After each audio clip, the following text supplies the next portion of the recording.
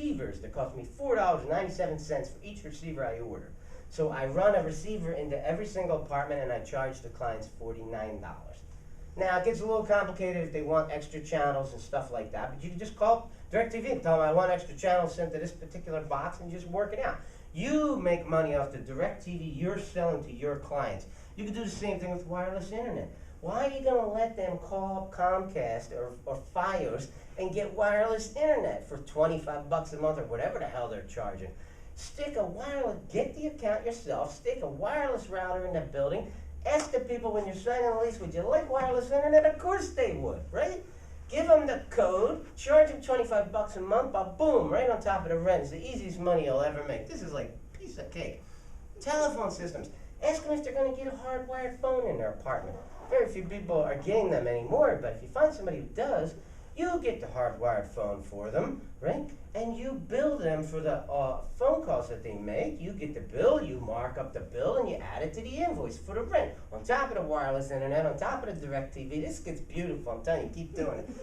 There's another thing you can say to them, like, does this apartment have everything you need? Do you have a bed? Do you need a bed? Would you like a ceiling fan? Guy will say, well, this is a nice apartment, but I have 2 daughters, and we need a shed so we can put their bicycles in. Really? How about I go get you a shed, right? I'll charge you a monthly fee for it. Let me go find out about it. So I'll go out, I'll look for a shed. I'll find a shed that's perfect for 300 bucks. I have a very simple formula. I take the $300, I divide it by 10, I call the guy back up and I go, here's the deal, you signed a 1-year lease. I'm gonna charge you $30 a month for this shed. The reason I do it in 10 is because I wanna make sure I'm getting paid in full for the shed before the guy leaves, okay? But if he stays there for 3 years, I don't stop billing him the 30 bucks. I keep billing him that forever. Okay? If he questions it, I might knock it off after a couple of years. But he's already paid for the shed after 10 months. It stays there. It makes my property better. It makes my property more valuable. It makes the apartments rent for more after this guy's gone. I'm improving my property with other people's money. And I'm improving my rent roll. And as anybody will tell you, the more rent money your building makes, the more valuable your building is. So my net worth is going up by buying stuff with other people's money and charging them for it. It's beautiful. Here's my favorite out of all of them, key fobs. Okay, I put these locks on all my apartment buildings, all my office buildings, and everything else. And these locks are electronic locks. You just buzz a key fob by it, and it goes beep, right? Show them what a key fob looks like. Hold that up. Oh. What's that, to my office building?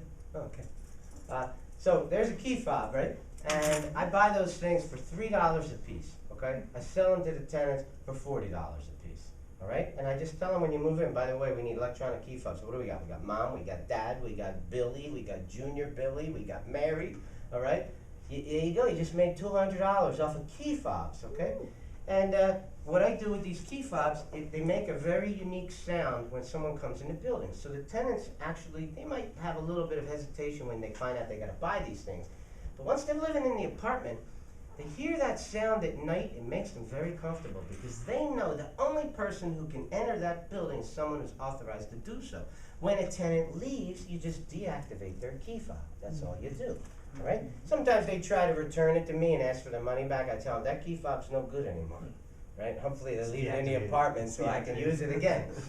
Here's the beautiful thing, you don't have to evict people anymore. Somebody doesn't pay your rent, you just shut their key fob off. It's totally legal. Alright, I'm lying about it.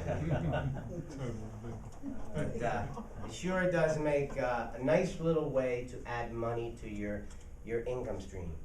This isn't some joke I'm doing. I got $3 grand a month coming in right now from all this silly multiple profit generators. When you add up all this garbage put together, $3 grand a month on top of my portfolio's rent from this kind of stuff. So I love to tell people about it. You got to get out there and do this stuff. It won't take you that much energy. If you got a duplex, it's hard to justify some of these things, but you certainly can do, a few of them. You can get a shed. You can do a coin-operated washer and dryer, things like that. A great way to make your business portfolio better. This is a 7-unit apartment building that I have in Trenton, New Jersey. Now this sucker's got it's got a phone system, it's got key fobs, it's got the cable TV up on the roof, it's got the wireless internet, I got a shed out back, I got ceiling fans I put in for a guy, all kinds of stuff in this building, all right? And this is in New Jersey, okay? I did all this in a communist country. So can you, if your properties are in Pennsylvania, you know, can you imagine how much more success you're gonna have than I did, all right? This is Jersey, man. All right, let's go.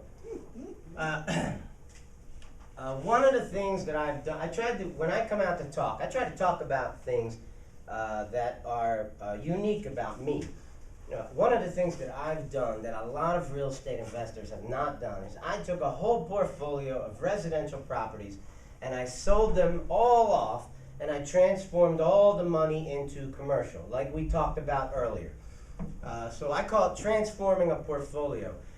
After it was all done, I kind of analyzed what happened to my portfolio, what happened to my net worth. And here's just some of the bullet points. My cash flow tripled. That's pretty good, huh? Anybody here figured out one way to triple your cash flow? That's pretty good. Pay off your mortgage. yeah, right. That's a good one. The quantity of my buildings dropped down to 1/3. All right, and that was a really good thing because my life began to get a lot more efficient. Because now I didn't have to go to all these places. I had to go to still to go to a lot of places, but I had to go to less places. Right? The quantity of my tenants doubled during this process. And that was terrific because, you know, the more and more tenants you get, then when you lose somebody, it doesn't barely even notice it on your financial bottom line, right? And by consolidating the buildings into, fewer buildings in closer locations, what I tried to do is, instead of spreading my properties out all over the place, as I consolidated in a commercial, I tried to make these properties be geographically located to Bucks County and areas that I'm living in so that my life would be easier to take care of. And basically just had a positive impact on my financial situation and the entire way that I felt about the real estate business. It's a great thing to do. Now this is the kind of thing you want to do at the top of the market. You don't necessarily want to do it now, all right? So, but in order to be able to do this, and I plan to do it again, okay, I've already done it once, I ain't done, I'm coming back to this, I'm going to do it all over again, because when I get to the 2020 vision, you're going to find out what I'm buying today. I'm buying residential houses again right now. I'm still looking at commercial, yeah. So the last point you made there about buying residential houses, the way the market is tripped right now, because I've been in the multifamily business myself, and I find now it's a much better deal to buy your row home for $30,000 than buy your multifamily and renovate it and have 3 units for $150,000. Your cash flow will be greater by having 3 row homes for $30,000. And I think the model is different now, may change, there's less appreciation maybe, but I've gone a different direction now. So I'm wondering, is this model working today? Why? I think you and I have come to the same conclusion. My commercial properties are my keepers, okay? Now what I'm doing is, I said I'm not really buying commercial unless I'm getting a killer deal on it now. So now what I'm doing is my energies are towards residential properties, and we're gonna get to the 2020 vision. I'm gonna tell you exactly how I'm doing that, okay? We're gonna get to that. I've come to the same conclusion as you, all right? I'm not getting rid of my commercial. These pieces are my keepers, all right? I intend to buy many more of them, just not right now. I don't believe right now is the greatest time. When the time is right, we can talk about that tonight, because I'll tell you I have some opinions about when that will be right. But right now, obviously, we're going to get to the residential. When we get to the 2020 vision, I'll tell you about what I'm doing now. Ready? I also have an answering service. If any of your businesses, if you're answering your own phone calls during the day, if you call any of my numbers, a receptionist answer the phone. Falcon Real Estate Holding Corporation, how can I help you? You want to talk to Phil Falcone? I think he's in a meeting. Let me see if I can find him. I'm at home sleeping on the couch, okay? But this is a service I offer for only $99 a month and no contracts. And this girl right here, she actually is the one who answers the phones. Answers everyone's phone. I'm lying about that too, okay?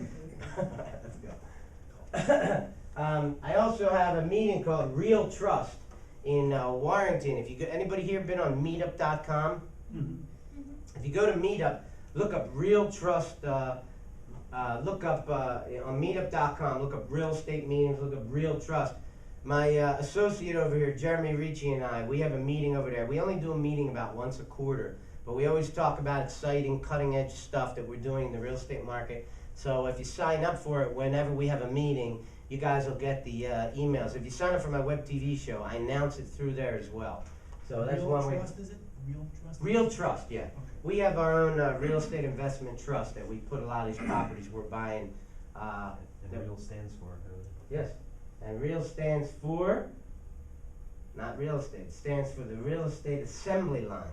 Because that's what we're doing right now. When we get to the 2020 vision, we're gonna tell you about that. So let's move on. Oh, I also rent conference rooms. This is at Executech Suites if anyone needs a conference room. And here are some samples of my web TV show. Every week I try to talk about different things and all kinds of different ideas that I have about everything that I'm up to. And we try to make it fun and entertaining and yet informative. And I can tell you it's a very unique thing that I'm doing. Nobody in the real estate business is doing it, not quite like I'm doing it. This is another thing over here. If you'd like to check out videos, on the front page of my website, I got a tab for TV show tab. I made a video called The Rent Stays Like Before.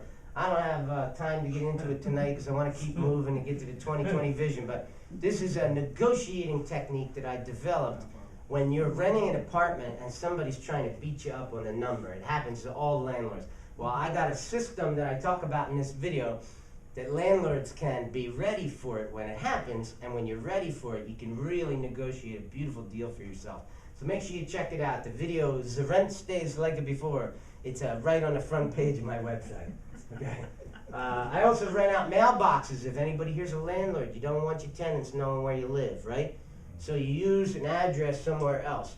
And no matter, this building is in Huntington Valley where my mailboxes are, but if you don't live anywhere near there, it doesn't matter. Because my receptionist will get the mail out of your mailbox and scan it and email it to you. They'll UPS it to you. They'll fax it to you. They'll do whatever you want. Okay? So we collect your mail so nobody knows where you live. Right? We got people from Arizona renting mailboxes from us, and then we just scan all their mail. And it's easy. It takes the girls 5 minutes. Okay? You get visited by the FBI once in a while? You know, it's not illegal to do that. I mean, unless they. No, but the reason you do it is because of certain things that could be illegal. Well, this woman who's doing it, she had a business. She had this neat story. She had 500 clients. She was an accountant, had 500 clients in Pennsylvania. She hates Pennsylvania. She hates Philadelphia. So I always say to her all the time, well, what the hell are you doing here then? Just leave.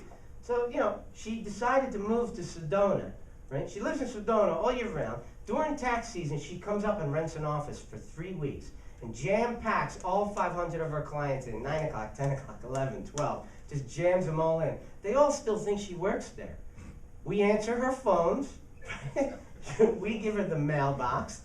Her address is there. They all still think she works there. So she moved to Arizona, and 500 of her clients don't even know about it. I left something for you at the front desk. Yeah. Well, okay, but that happens all the time. Yeah. She's back in Arizona, and they're bringing in their tax returns. You know, afterwards, or paperwork for her. We just collect it all. We ship it to her, whatever she wants. All right. 2020 vision. Let's get to this. This is important. You guys are going to like this. So if I'm not buying commercial, I got to buy residential, right? I call it the 2020 vision because I have a clear vision of where I'm going with this plan.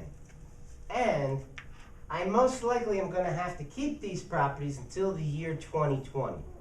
So that's why I call it the 2020 vision. What I'm doing is, I like to say the market is talking to you. The market's talking